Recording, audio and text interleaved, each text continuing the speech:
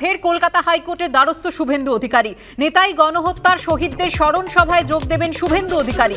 গত বছর কলকাতা হাইকোর্টের নির্দেশ থাকা সত্ত্বেও পুলিশি হয়রানির অভিযোগ। এবছর আগেই আদালতের প্রয়োজনীয় নির্দেশ চেয়ে আদালতের দ্বারস্থ হন শুভেন্দু অধিকারী। কথা বলবো আমাদের প্রতিনিধি সৌভিক মজুমদারের সঙ্গে। সৌভিক, দেখো, আগামী 7ই জানুয়ারির নেতাইতে এই শহীদ দিবসের কর্মসূচি হওয়ার কথা রয়েছে এবং যেখানে শুভেন্দু অধিকারী তিনি যোগ দেবেন।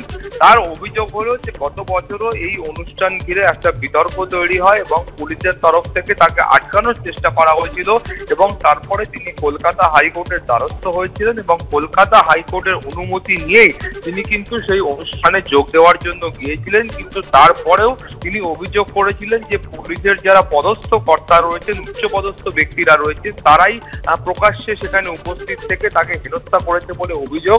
ফলে তো সব মিলিয়ে তিনি আবারও কলকাতা হাইকোর্টের দ্বারস্থ হয়েছেন এবং তার বক্তব্য হলো তাকে যেন এবছর কলকাতা হাইকোর্টের তরফ থেকে প্রয়োজনীয় নির্দেশ দেওয়া হয় এবং তাকে যেন এবারও গতবারের মতো হেনস্থার শিকার না হতে হয়। সেই জন্যই কলকাতা হাইকোর্ট পুলিশকে প্রয়োজনীয় নির্দেশ দিক, এই মর্মেই তিনি বিচারপতি জয় সেনগুপ্ত এজলাসে আবেদন করেছেন। বিচারপতি জয় সেনগুপ্ত মামলা দায়ের করার অনুমতি দিয়েছেন এবং আগামী 4 জানুয়ারি মামলার শুনানি শুরু হতে পারে, সেই সম্ভাবনাই কিন্তু রয়েছে।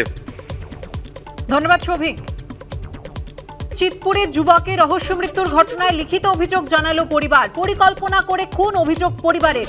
বন্ধুদের কাছে পাওনা দাবি করাতেই খুন, এমনটাই অভিযোগ তুলছে পরিবার। কথা বলবো আমাদের প্রতিনিধি আবির দত্তের সঙ্গে। আবির, ঠিক কি অভিযোগ তুলছে পরিবার এবং পুলিশের তরফ থেকে কি বলা হচ্ছে?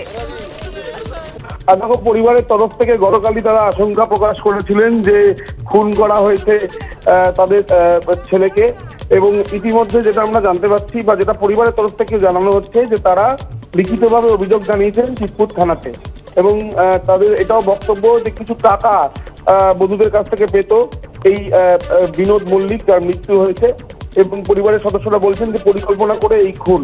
প্রাথমিক যে তদন্ত করেছে পুলিশ, সেখানে এখনো পর্যন্ত আনন্যাচারাল ডেথ তার মামলা চলছে এবং পরিবারের লিখিত অভিযোগের ভিত্তিতে পরবর্তী তদন্তের প্রক্রিয়া চলবে।